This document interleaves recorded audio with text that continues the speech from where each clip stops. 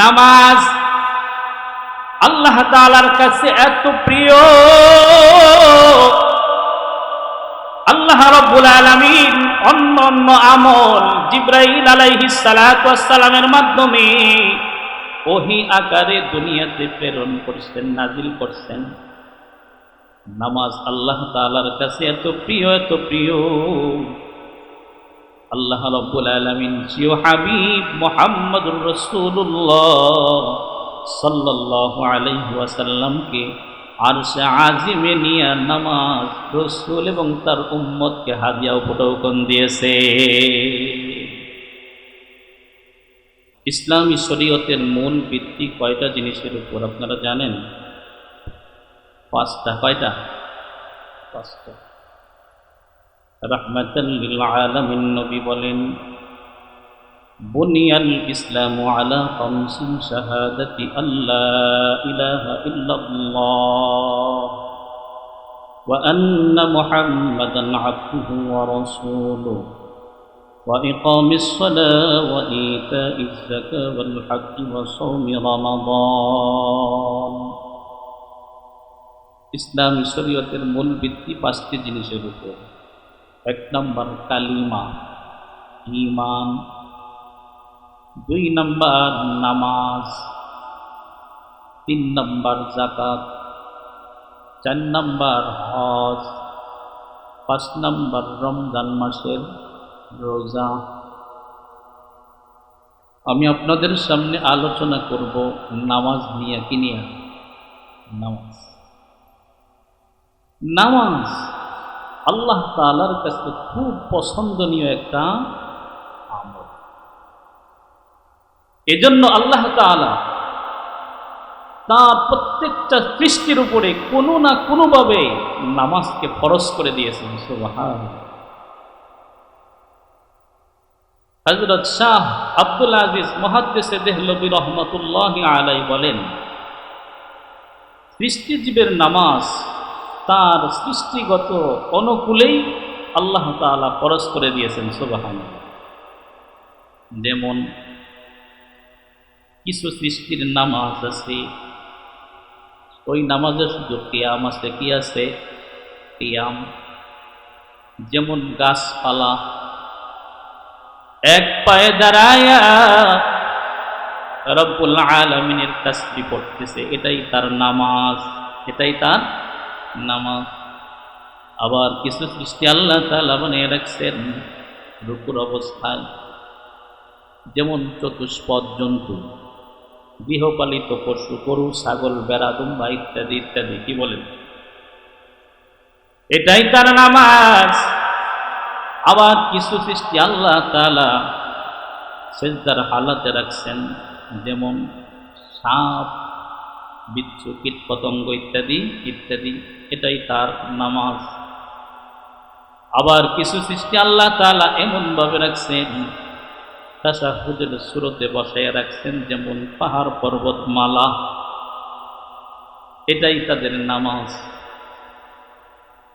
আল্লাহ রাব্বুল আলামিন সূরা নূরের 41 নম্বর আয়াতের মাঝের অংশে আল্লাহ রাব্বুল আলামিন বলেন, কুল্লুম ক্বাদ আলিমা সালাতাহু ওয়া তাসবিহা। প্রত্যেকটা সৃষ্টি তার তাসবিহ এবং সালাত সম্পর্কে জেনে নিয়েছে। প্রত্যেকটা সৃষ্টি তার সৃষ্টিগত অবস্থায় ইবাদত করে কার?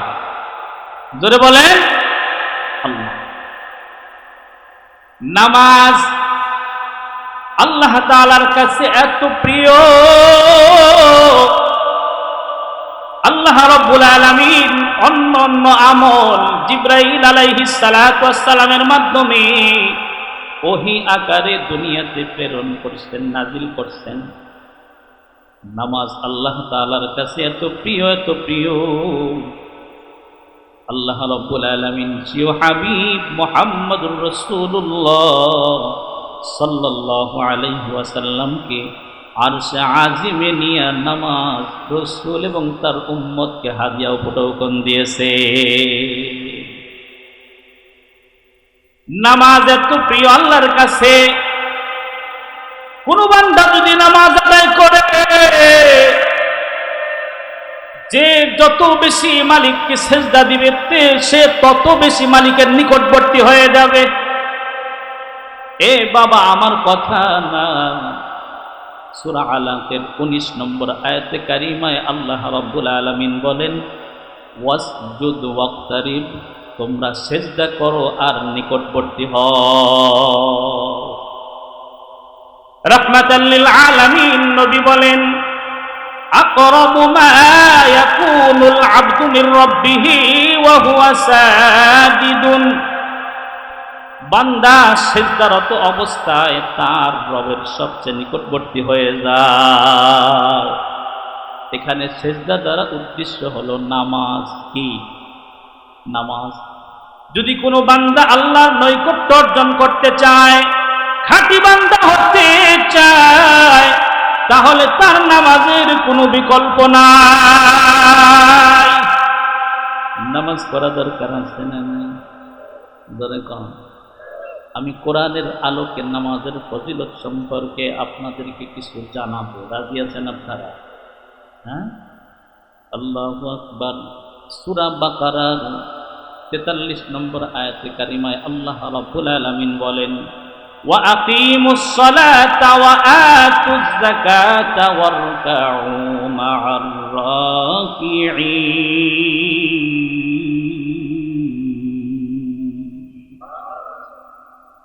নামাজ কায়েম করো, যাকাত দাও,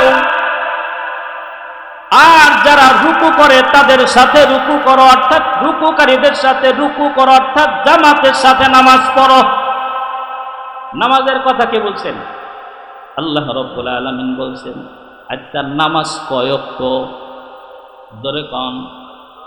আমাদের দেশে কিছু কানার দল আছে, তারা নাকি কোরআনে 5 ওয়াক্ত নামাজ খুঁজা পায় না। ওই কানার দলদের চোখে আঙ্গুল দিয়ে আমি আজকে দেখাইয়া দিতে চাই।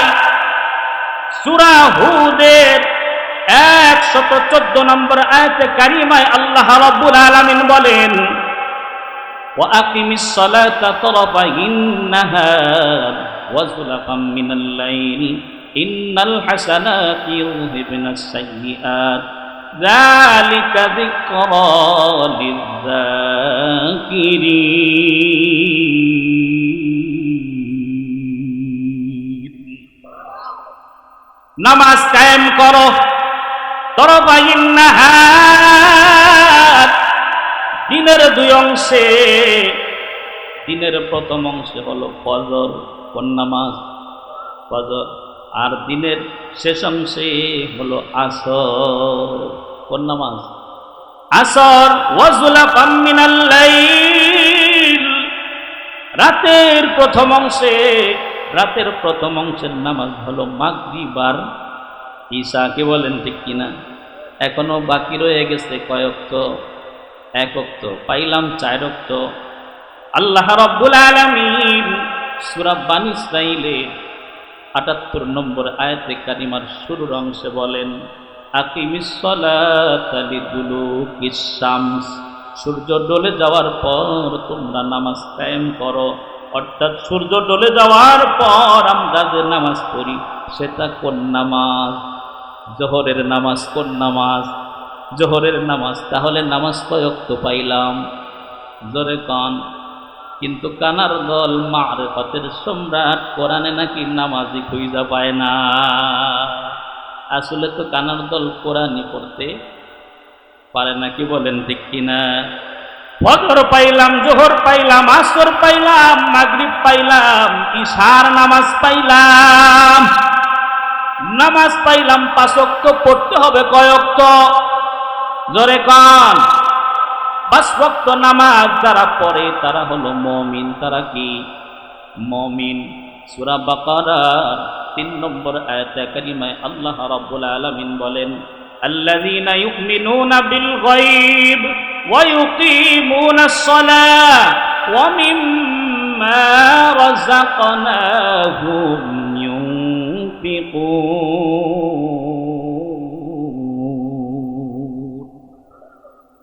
যারা অদৃশ্য সত্তার উপর বিশ্বাস স্থাপন করে, নামাজ কায়েম করে, এবং আল্লাহর দেওয়া রিজিক থেকে কিছু ব্যয় করে, তারাই হলো মুমিন। তারা মুমিন। আমরা মুমিন পাইলাম, এবার আসল মুমিন কারা একটু জানা দরকার আছে না নাই? আসল মুমিন কারা?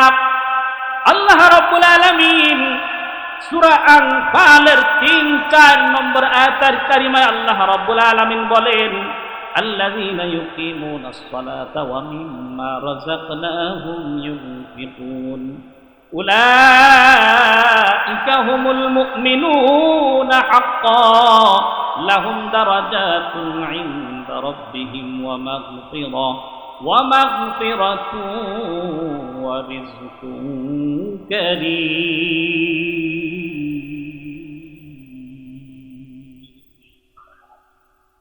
যারা নামাজ কায়েম করে, আমার দেওয়া রিজিক থেকে ব্যয় করে, উলাইকা হুমুল মুমিনুনা হাক্কান, তারাই হলো আসল মুমিন, প্রকৃত মুমিন। আসল মুমিন যারা, তাদের জন্য রবের কাছে কি রয়েছে? লাহুম দারাজাতুন ইনদা রাব্বিহিম ওয়া মাগফিরাতুন ওয়া রিজকুন কারীম।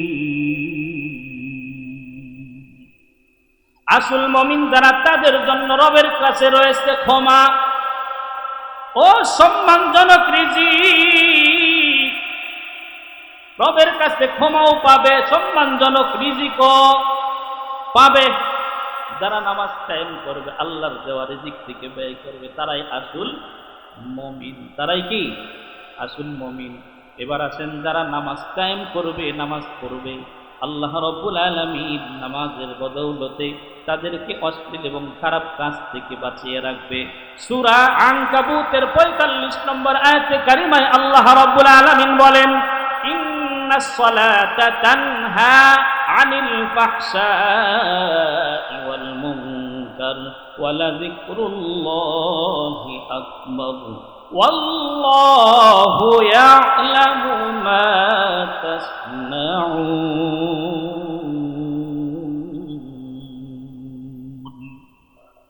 নিশ্চয় নামাজ বিরত রাখে খারাপ কাজ এবং মন্দ কাজ থেকে। ওয়ালা যিকরুল্লাহি আকবার, আল্লাহ তাআলার স্মরণ, আল্লাহ তাআলার জিকির হলো সর্বশ্রেষ্ঠ।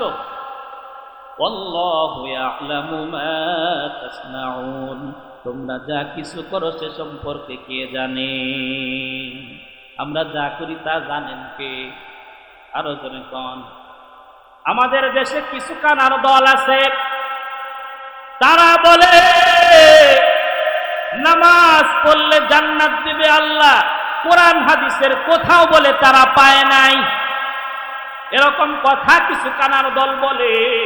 ওই কানার দলের চোখে আঙ্গুল দিয়ে আমি দেখিয়ে দিতে চাই, সূরা মাআরিজের ৩৪-৩৫ নম্বর আয়াতে কারিমায় আল্লাহ রাব্বুল আলামিন বলেন, ওয়াল্লাযীনা হুম আলা সালাতিহিম ইউহাফিজুন উলাইকা ফী জান্নাতিন মুকরামুন।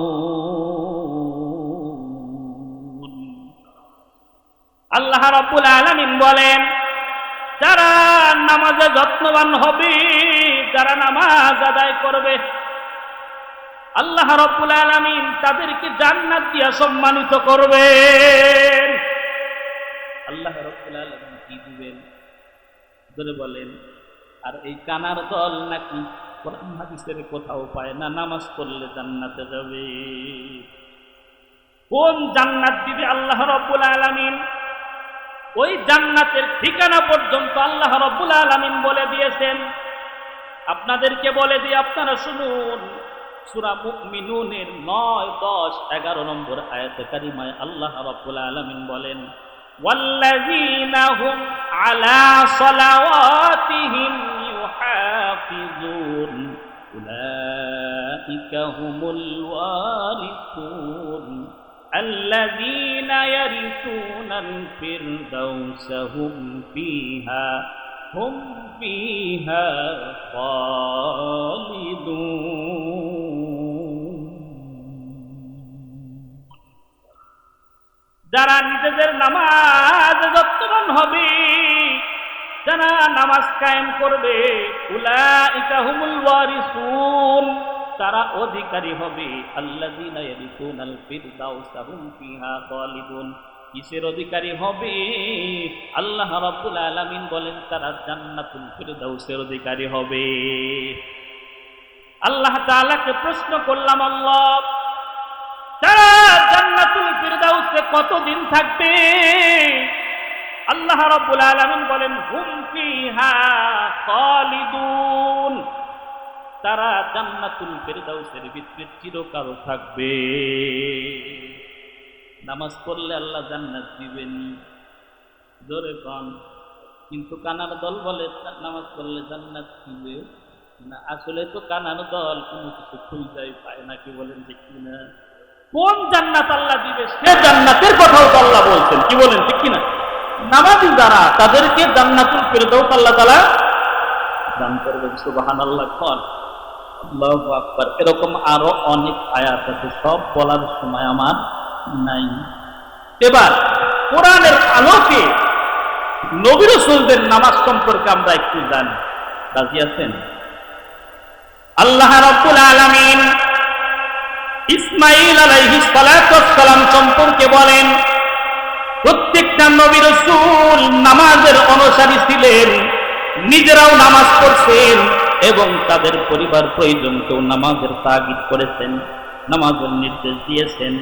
সূরা মারিয়ামের 55 নম্বর আয়াতে কারিমায় আল্লাহ রাব্বুল আলামিন বলেন, ওয়া কানা ইয়া'মুরু আহলাহু বিস-সালাতি ওয়াজ-যাকাত ওয়া কানা 'ইনদা রাব্বিহি মারদিয়া। তিনি ইসমাঈল, তিনি তার পরিবার পরিজনকে নামাজ এবং যাকাতের হুকুম করতেন। ওয়া কানা 'ইনদা রাব্বিহি মারদিয়া, এবং তিনি রবের কাছে খুব পছন্দনীয় ছিলেন। সুবহানাল্লাহ। আল্লাহ রাব্বুল আলামিন মূসা আলাইহিস সালাতু ওয়াস সালামকে নামাজের নির্দেশ দিয়ে সূরা তাহা 14 নম্বর আয়াতে কারিমায় আল্লাহ রাব্বুল আলামিন বলেন, ইন্নানি আনাল্লাহু লা ইলাহা ইল্লা আনা ফা'বুদনি ওয়া আকিমিস সালাতা লিযিকরি। আমি তারা কোনো ইলাহ নাই, কোনো আইনদাতা নাই, কোনো বিধানদাতা নাই, কোনো হুকুমদাতা নাই। ফা'বুদনি, আমার ইবাদত করো। ওয়া আকিমিস সালাতা লিযিকরি, এবং আমার শরণার্থে নামাজ কায়েম করো। ইব্রাহিম আলাইহিস সালাতু ওয়াস সালাম স্বীয় রবের কাছে দোয়া করেন। সূরা ইব্রাহিমের 40 নম্বর আয়াতে কারিমায় আল্লাহ রাব্বুল আলামিন বলেন, রব্বি জাআলনি মুকিমাস সালাতি ওয়া মিন যুররিয়্যতি রব্বানা ওয়া তাকাব্বাল দুআ।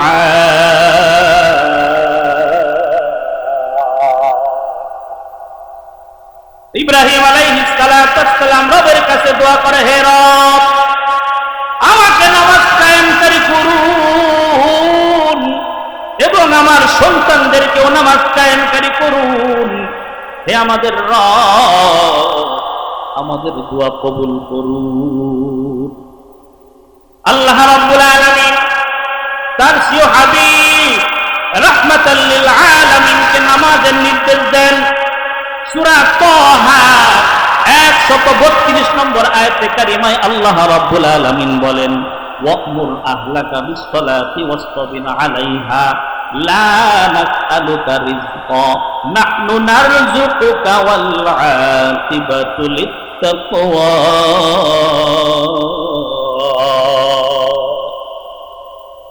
আল্লাহ রাব্বুল আলামিন বলেন, হে নবী, আপনি আপনার পরিবারজনকে নামাজের হুকুম দিন, আদেশ দিন।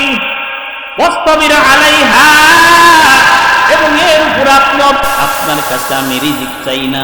নাহনু নারযুকুক, আমি আপনাকে রিজিক দেই। ওয়াল আকিবাতু লিত-তাকওয়া, এবং খোদা বিরুদ্ধার পরিণাম খুবই শুভ।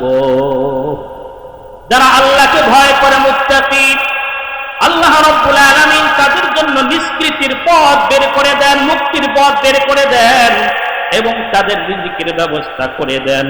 সূরা তালাকের 2-3 নম্বর আয়াতে কারিমায় আল্লাহ রাব্বুল আলামিন বলেন, وَمَن يَتَّقِ اللَّهَ يَجْعَل لَّهُ مَخْرَجًا وَيَرْزُقْهُ مِنْ حَيْثُ لَا يَحْتَسِبُ।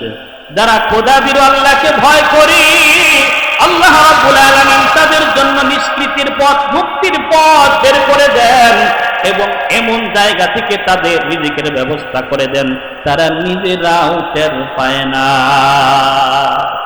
নামাজীদেরকে রিজিক দেন কে? আরো জোরে বলেন।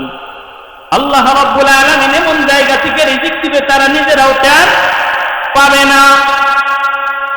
আল্লাহ রাব্বুল আলামিন কিছু আশ্চর্যকর ঘটনা ঘটাইছেন। ইমাম রাজি রহমতুল্লাহি আলাইহি একটা আশ্চর্যকর ঘটনা বর্ণনা করছেন। মূসা আলাইহিস সালাতু ওয়াস সালাম মাদায়েন থেকে নিজের স্ত্রীকে নিয়ে মিশরে রওনা করছেন। কোথায়?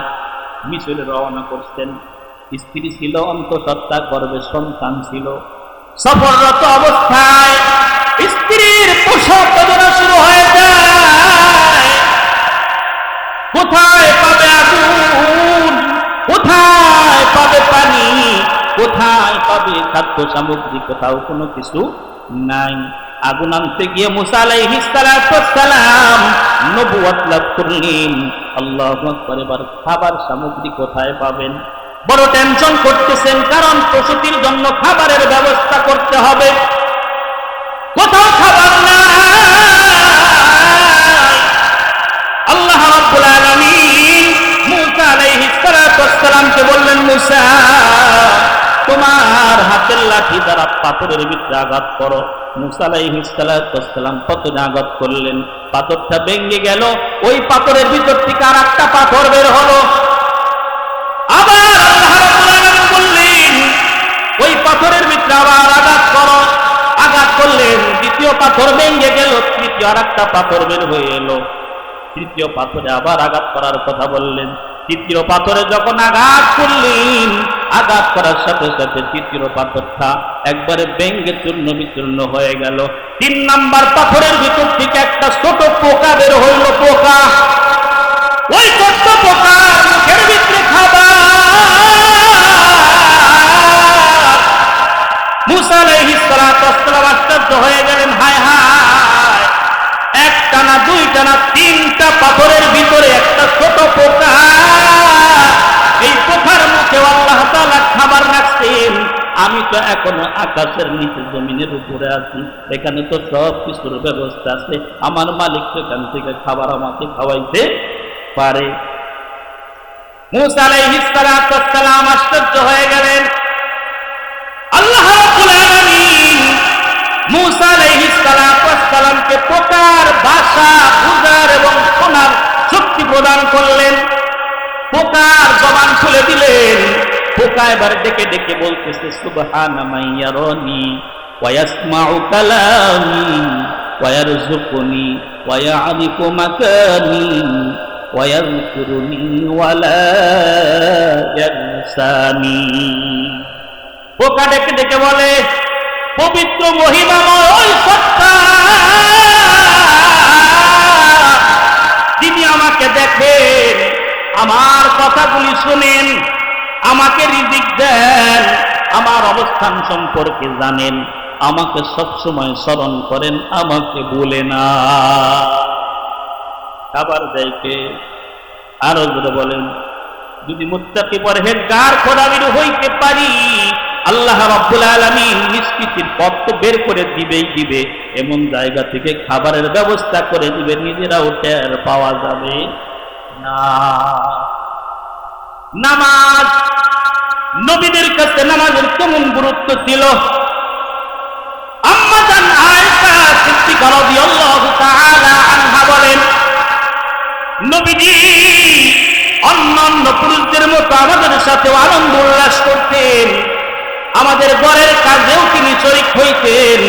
যখন আযান হয়ে যাইত, আযান হয়ে গেলে নবীজি নামাজের জন্য এত ব্যাকুল হয়ে যাইতেন, পাগল হয়ে যাইতেন, এত উদ্গ্রীব হয়ে যাইতেন যে আমাদের খোঁজ খবর তিনি আর নিতেন না, কেমন যেন তিনি আমাদেরকে চিনতেনই না।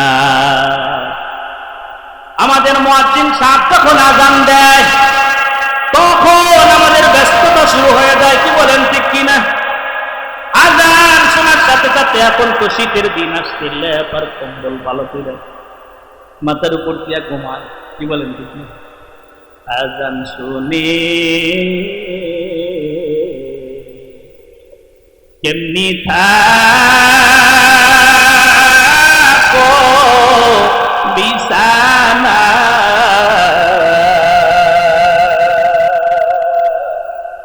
তোমার জন্য কান্দেন নবী মদিনায়, তোমার জন্য কান্দেন নবী মদিনায়। ধরে বলেন মারহাবা।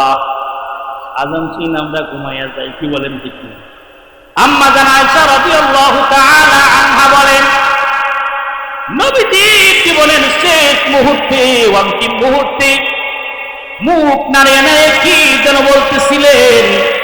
আমি রাসূলের মুখের কাছে কান লাগাইলাম, রাসূল এই কথাই বলতেছিল ছোট্ট ছোট্ট আওয়াজে, আসসালাহ আসসালাহ ইত্তাকুল্লাহ ফীমা মালাকাত আইমানুকুম, ও আমার উম্মতেরা নামাজ নামাজ এবং দাস দাসীদের ব্যাপারে, অধিকারের ব্যাপারে তোমরা আল্লাহকে ভয় করিও, আর নামাজের ব্যাপারে তোমরা যত্নবান হও, নামাজ আদায় করিও। আল্লাহু আকবার।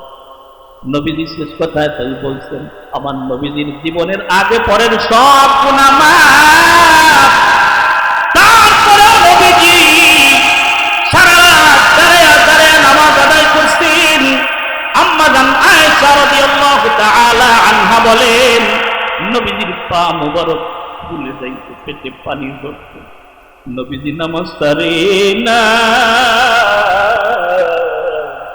এই হলো নবীর নামাজ। আল্লাহু আকবার। সাহাবীদের কি অবস্থা ছিল? ইসলামী জাহানের দ্বিতীয় খলিফা আমিরুল মুমিনিন হযরত ওমর রাদিয়াল্লাহু তাআলা আনহু নামাজ পড়াইতেছিলেন, জৈনব ইহুদি আয়েশা তার পেটের ভিতরে ছুরি চালাইয়া দিল, ওখান থেকে রক্ত পিনকি দিয়ে বের হওয়া শুরু করলো।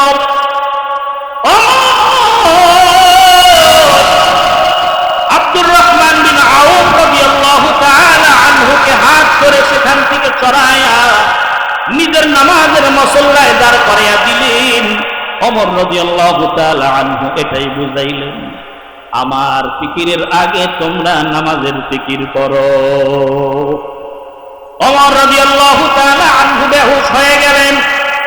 যখন তার হুঁশ ফিরে এলো, কোন একজন ওমর রাদিয়াল্লাহু তাআলা আনহুকে নামাজের কথা স্মরণ করিয়ে দিলেন। ওমর রাদিয়াল্লাহু তাআলা আনহু বলেন, নাআম লা হাজ্জা ফিল ইসলাম লিমান লা সালাতা লা। হ্যাঁ, অবশ্যই নামাজ পড়তে হবে, যে নামাজ পড়ে না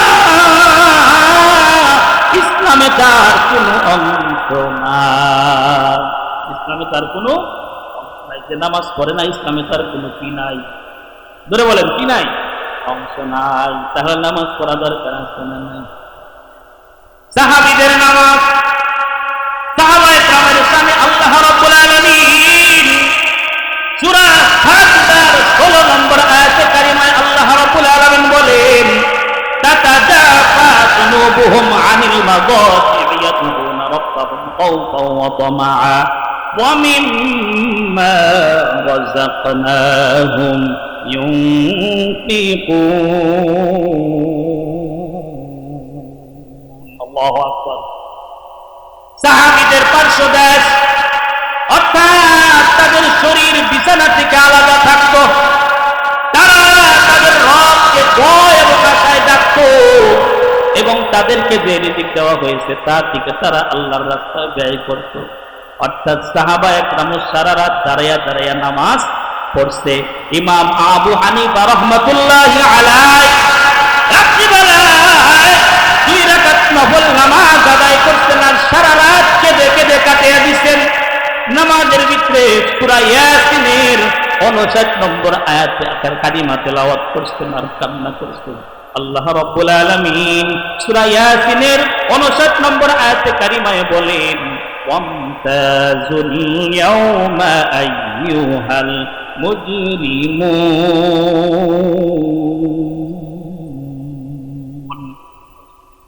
হে মুজরিমের দল, হে পাপীর দল, তোরা আজ আমার নেক বান্দার থেকে আলাদা হয়ে যা। ইমাম আবু হানিফা রাহমাতুল্লাহ আলাইহি নামাজ পড়েন আর কান্না করেন, হায় হায় ওই দিন আমি কোন দলের ভিতরে শামিল হয়ে যাই? আমি কি অপরাধীদের দলে নাকি নেককারদের দলে? যদি অপরাধীদের দলে আমি চলে যাই, জাহান্নাম ছাড়া তো উপায় নাই। আর যদি নেক বান্দাদের দলে আমি শামিল হয়ে যাই তো আলহামদুলিল্লাহ। আল্লাহু আকবার। সাহাবী নবীদের নামাজ, সাহাবীদের নামাজ, তাবিঈদের নামাজ, কত সুন্দর নামাজ। আমরাও নামাজ পড়ি, তারাও নামাজ পড়ছে। আমরা নামাজ পড়ি এখনো পরিবর্তন হইতে পারি নাই, কি বলেন ঠিক কিনা? তাদের নামাজ তাদেরকে কাঁদাইছে, আমাদের নামাজ আমাদেরকে কাঁদায় না, কি বলেন ঠিক কিনা? আল্লাহু আকবার। এরকম অসংখ্য ঘটনা আছে রে বাবা, সময় সংক্ষেপ, সময় নাই। এবার হাদিসের আলোকে নামাজের ফজিলত জানা দরকার আছে না নাই? হাদিসের আলোকে নামাজের ফজিলত অনেক হাদিস আছে, বলার সময় নাই। কিয়ামতের দিন সর্বপ্রথম বান্দাকে কিসের হিসাব নেওয়া হবে বলেন? জোরে কোন?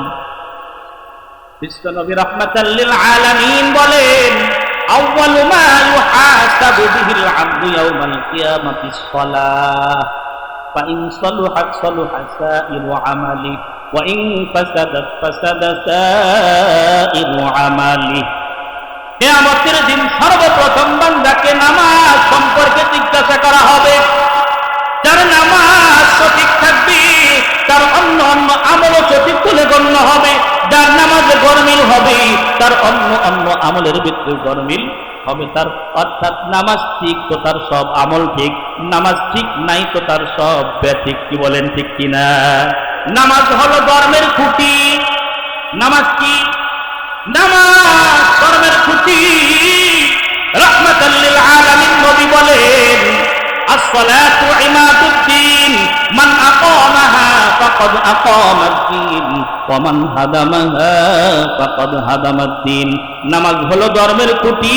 যে ব্যক্তি নামাজ কায়েম করলো সে তার ধর্মকে ঠিক রাখলো, ঠিক করলো। আর যে নামাজ পড়লো না, নামাজ ছেড়ে দিল, সে তার ধর্মকে ধ্বস্ত করে ফেললো, বিনষ্ট করে ফেললো, ধর্মকে ধ্বংসই করে ফেললো। আসসালাতু ইমাদুদ্দিন, নামাজ ধর্মের খুঁটি। এই নামাজের ভিতরে 10 প্রকারের উপকারিতাও আছে, আপনারা শুনবেন। 1 নাম্বার, নামাজ হলো চেহারার উজ্জ্বলতা, চেহারার নূর। 2 নাম্বার, নামাজ হলো দিলের নূর। 3 নাম্বার, নামাজ হলো শরীরের আরাম ও সুস্বাস্থ্যের কারণ। 4 নাম্বার, নামাজ কবরের সঙ্গী সাথী। 5 নাম্বার, নামাজ আল্লাহ তাআলার রহমত নাযিলের উসিলা। 6 নাম্বার, নামাজ হলো আসমানের চাবি। 7 নাম্বার, নামাজ হলো নেক আমলের পাল্লা ভারী হওয়ার বস্তু। 8 নাম্বার, নামাজ হলো আল্লাহ তাআলার সন্তুষ্টির কারণ। 9 নাম্বার, নামাজ হলো জান্নাতের মূল্য, জান্নাতের চাবি। 10 নাম্বার, নামাজ হলো জাহান্নামের প্রতিবন্ধক। আরেকটু জোরে বল। নামাজের ভিতরে আরো অনেক উপকার আছে রে বাবা। 10টা রোগ নামাজের মাধ্যমে দূর হয়। কয়টা রোগ? জোরে বলেন, কয়টা? 10টা রোগ। ফিজিওথেরাপিস্টের আশ্চর্যের কাহিনী। মাজেদ জামান ওসমানী পাকিস্তানের একজন ডাক্তার। এই ডাক্তার ফিজিওথেরাপিতে উচ্চ ডিগ্রি লাভের জন্য ইউরোপ যান। কোথায় যান? ইউরোপ গেছেন। ইউরোপ যাওয়ার পর জটিল জটিল কঠিন কঠিন রোগ থেকে নিরাময়ের জন্য তাকে কিছু শারীরিক কসরত শেখানো হয়, শারীরিক ব্যায়াম শেখানো হয়। কর্মকর্তারা যখন তাকে শারীরিক ব্যায়াম আর কসরত শিখাইতেছিলেন তখন তিনি আশ্চর্য হয়ে গেলেন। আমাদের নামাজের মতোই শারীরিক কসরত। সুবহানাল্লাহ। মাঝের জামান শেষ পর্যন্ত তার অনুভূতি ব্যক্ত রেখে এটাই বলেছেন, একথাই বলছেন, আমরা এ পর্যন্ত নামাজ ধর্মীয় একটা অনুষ্ঠান, নিছক একটা অনুষ্ঠান মনে করে নামাজ পড়তেছি, অথচ নামাজের ভিতরে আল্লাহ রাব্বুল আলামিন কত কিছু যে রাখছেন, কত উপকার যে রাখছেন, বান্দার জন্য যে কত কল্যাণ রাখছেন, এর আগে আমি কিছুই জানতাম না। নামাজের ভিতরে বান্দার জন্য যাতে কত কল্যাণ আছে একমাত্র আল্লাহ ছাড়া কেউ জানে না। শেষ পর্যন্ত তিনি একথাই বলেছেন, চিকিৎসা বিজ্ঞানীগণ নামাজের শারীরিক কসরত এই ব্যায়ামের মাধ্যমে 10টা রোগ দূর হয়, সে কথা তারা বলছেন। সুবহানাল্লাহ বলেন। 1 নাম্বার রোগ মানসিক রোগ। কি রোগ? মানসিক রোগ, মানসিক ব্যাধি নামাজের মাধ্যমে দূর হয়ে যায়। এর ঘটনা আছে 1985 সালে লাহোরে আল্লামা ইকবাল কলেজ মেডিকেল সার্ভিসেসের ভিতরে মানসিক রোগী নিয়ে সেখানে ট্রিটমেন্ট করা হয়। দীর্ঘ 9 মাস ট্রিটমেন্ট করার পরেও একজন রোগীও ভালো হয় নাই। পরে তারা 65 জন লোকের ভিতরে 2টা গ্রুপ করছে, 32 জন কইরা। 20 জন হইল পুরুষ আর 12 জন হইল মহিলা। 2টা গ্রুপ বানাইছে। একটা গ্রুপ হলো ইবাদত গ্রুপ, আর একটা গ্রুপ হলো নিদ্রা বর্জন গ্রুপ। ইবাদত গ্রুপ আর নিদ্রা বর্জন গ্রুপের টাইম একটাই, 2টা রাত 2টা থেকে 4টা পর্যন্ত ইবাদত গ্রুপ তারা ইবাদত করবে, আর নিদ্রা বর্জন গ্রুপ দ্বারা তারা শুধু নিদ্রা বর্জন করেই থাকবে। আল্লাহু আকবার। 1 মাস ট্রিটমেন্ট করার পর ফলাফল এটাই দাঁড়াইছে, যারা ইবাদত গ্রুপ তাদের 27 জন মানসিক রোগী ভালো হয়ে গেছে, আর যারা নিদ্রা বর্জন করে আছে তাদের মাত্র 5 জন ভালো হয়েছে। কয়জন? তাহলে নামাজের মাধ্যমে মানসিক রোগ কি হয়? দূর হয়। কি হয়? দূর হয়। 2 নাম্বার স্নায়ু ব্যাধি দূর হয়। সময় নাই, শুধু নামগুলো বলা যায়। 3 নাম্বার মনোরোগ দূর হয়। 4 নাম্বার হতাশা, বিষণ্ণতা, অস্থিরতা নামাজের মাধ্যমে দূর হয়। 5 নাম্বার হৃদরোগ, হার্টের রোগ নামাজের মাধ্যমে দূর হয়। 6 নাম্বার সন্ধিহ প্রদাহ, অর্থাৎ শরীরের জোড়ায় জোড়ায় যে ব্যথা, এগুলো নামাজের মাধ্যমে দূর হয়। 7 নাম্বার ইউরিক অ্যাসিড হইতে নির্গত রোগ, সেটাও নামাজের মাধ্যমে দূর হয়। 8 নাম্বার পাকস্থলী এবং আলসারের রোগও দূর হয়। অর্থাৎ পাকস্থলী যদি সুস্থ থাকে পুরো দেহটাই সুস্থ, পাকস্থলী যদি অসুস্থ হয় পুরো দেহটাই অসুস্থ। পাকস্থলী ভালো তো আলসার হবে না, আলসার যদি না হয় ক্যান্সারও হবে না। 9 নাম্বার একটা পরিচিত রোগের কথা বলছেন, ডায়াবেটিস এবং তার পরবর্তী উৎসর্গ যা আছে নামাজের মাধ্যমে সব দূর হয়। বড় আশ্চর্য লাগে, ডাক্তারের কথা শুই না ঠিকই ডায়াবেটিস ওয়ালা ফজরের নামাজের আগে দৌড়াদৌড়ি করে, মাগরিবের নামাজের আগে দৌড়াদৌড়ি করে, পরেও দৌড়াদৌড়ি করে গাম বের করে, অথচ আল্লাহ রাব্বুল আলামিন বলছেন নামাজ পড়ো, ডায়াবেটিস এমনিতেই দূর হয়ে যাবে। নামাজ পড়ে না, ঠিকই দৌড়াদৌড়ি করে, ডাক্তারের হুকুম করে কিন্তু আল্লাহর হুকুম মানে না। কি বলেন ঠিক কিনা? 10 নাম্বার চক্ষু, নাক, কান, গলার রোগ দূর হয়ে যায়। আরো অনেক কথা আছে বাবা, সব যদি ব্যাখ্যা করতে যাই অনেক সময়ের দরকার, সময় খুব সংক্ষিপ্ত। এবার নামাজ পড়া দরকার আছে না নাই? আরো জোরে কন। কয়ক্ত? আরো জোরে কন। নামাজ জান্নাত, নামাজই জাহান্নাম। অর্থাৎ নামাজ পড়লে জান্নাতে যাবে, নামাজ না পড়লে কোথায় যাবে? জাহান্নামে যাবে। আমার কথা না, সূরা মুদ্দাসসিরের 42 নম্বর আয়াত থেকে নিয়ে 47 নম্বর আয়াত পর্যন্ত আল্লাহ রাব্বুল আলামিন বলেন, কিয়ামতের সময় যখন জান্নাতীরা জান্নাতে যাবে, জাহান্নামীরা যখন জাহান্নামে যাবে, জান্নাতীরা জাহান্নামীদেরকে ডেকে ডেকে বলবে, মা সালাকাকুম ফি সাকার, কিসে তোমাদেরকে জাহান্নামে নিল? জাহান্নামীরা জাহান্নামে যাওয়ার 1 নাম্বার কারণ তারা বর্ণনা করবে, ও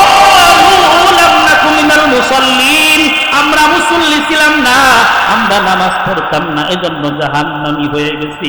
2 নাম্বার কারণ বর্ণনা করবে, ওয়ালাম নাকুন নুতঈমুল মিসকিন, আমরা এতিম মিসকিনদেরকে খাবার দিতাম না, এজন্য জাহান্নামী হয়ে গেছি।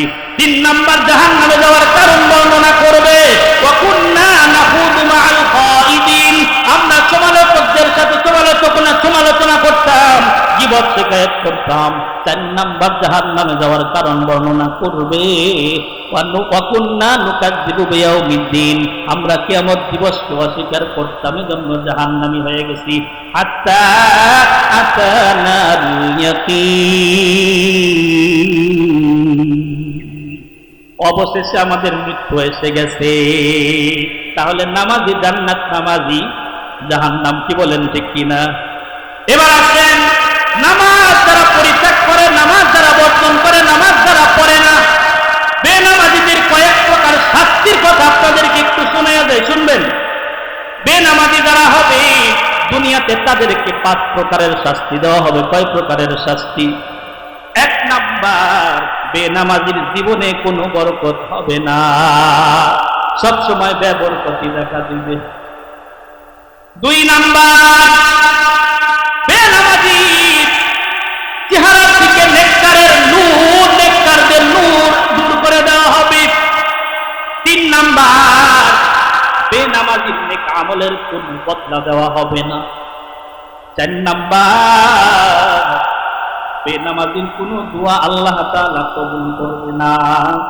5 নাম্বার, নেক বান্দাদের দোয়ার মধ্যে বেনামাজির কোনো অংশ থাকবে না। এই হলো দুনিয়াতে 5 প্রকারের শাস্তি। মৃত্যুর সময় 3 প্রকারের শাস্তি। কয় প্রকার?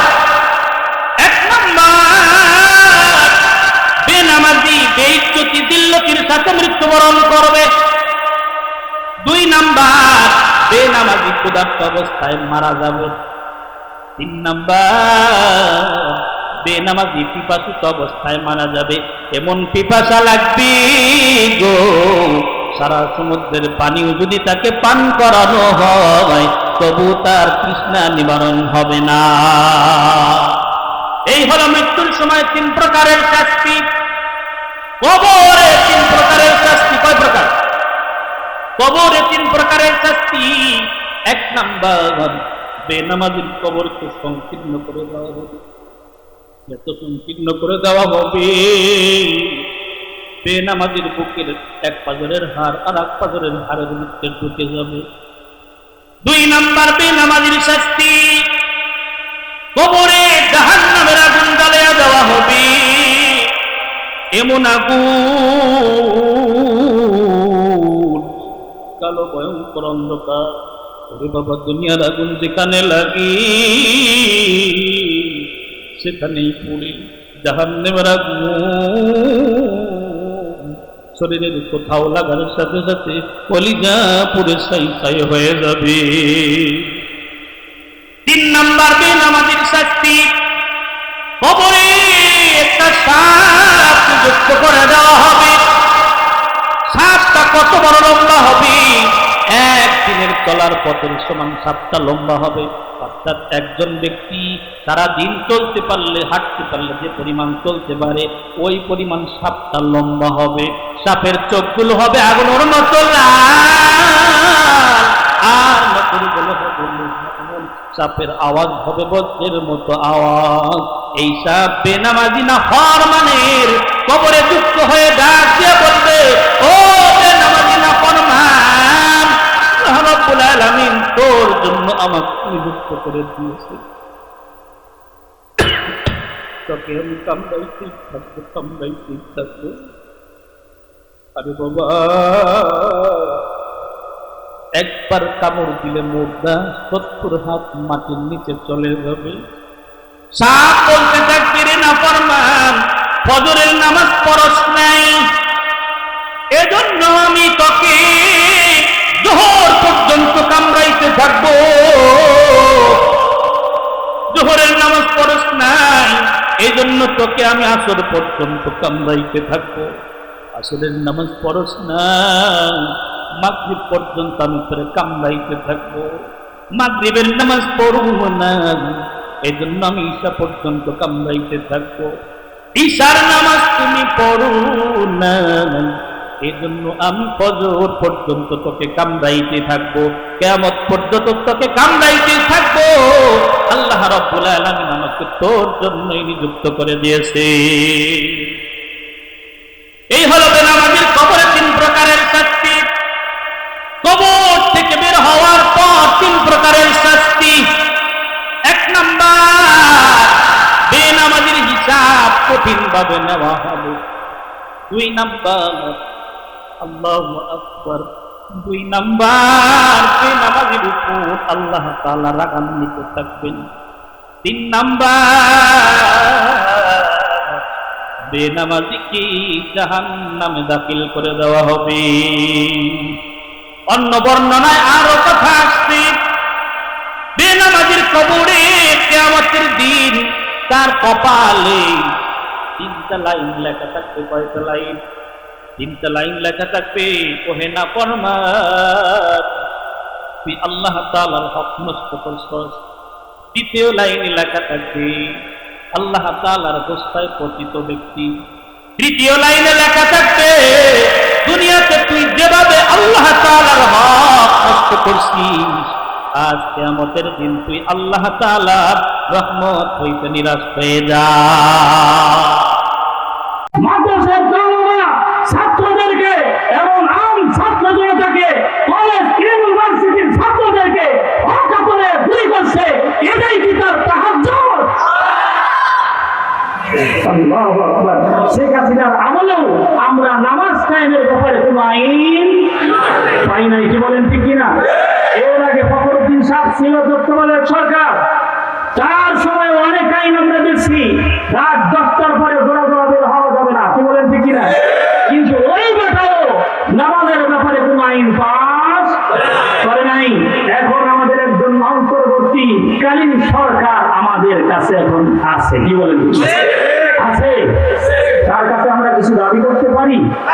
এ তো কথাই পায় না, কথা পায় না, এ তো কথাই পায় না। ইসলামের কি করবে? যখন আসলো কয়েকজন ওলামা ইকরামকে কাছে ডাকলো, আমরা মনে করলাম ওলামা ইকরামদেরকে খুব মহব্বত করে, কি বলেন ঠিক কিনা? হ্যাঁ, ওয়াজ মাহফিলের জন্য অনুমতি দিয়ে দিল। আরে বেটা, ওয়াজ মাহফিলের অনুমতি তোদের কাছে লাগবে কেন? কোরআন হাদিসের কথা আমি ওলামা ইকরাম যদি মুখ খুলে না বলতে পারি, তোদের কাছ থেকে অনুমতি নিয়ে আমাদের কথা বলতে হবে? কোরআন হাদিসের কথা তো আমরাই বলবো, কি বলেন ঠিক কিনা? এই বেটাও তো আজ পর্যন্ত নামাজের কোন আইন পাস করছে? আর কথা হলো, আমরা যতই চিল্লাচিল্লি করি, যতই কোরআন হাদিস দিয়ে আমরা নামাজ সম্পর্কে, নামাজের ফজিলত সম্পর্কে, গুরুত্ব তাৎপর্য সম্পর্কে আমরা যতই বলি না কেন, সরকারি ভাবে যদি 5 মিনিটের জন্য নামাজ কায়েমের ব্যাপারে একটা আইন পাস করা হয়, যদি নামাজ না পড়ে তাহলে তার জরিমানা করা হবে, যদি নামাজ না পড়ে তাকে জেলখানায় নেওয়া হবে, যদি নামাজ না পড়ে প্রতিদিন 100 টাকা করে তাকে জরিমানা দেওয়া হবে, এরকম একটা আইন যদি বাংলার জমিনে পাস করে, আশা করা যায় নামাজ কায়েম করার জন্য চিল্লাচিল্লি করা লাগবে না, 5 মিনিটের ভিতরেই বাংলার জমিনে নামাজ কায়েম হয়ে যাবে।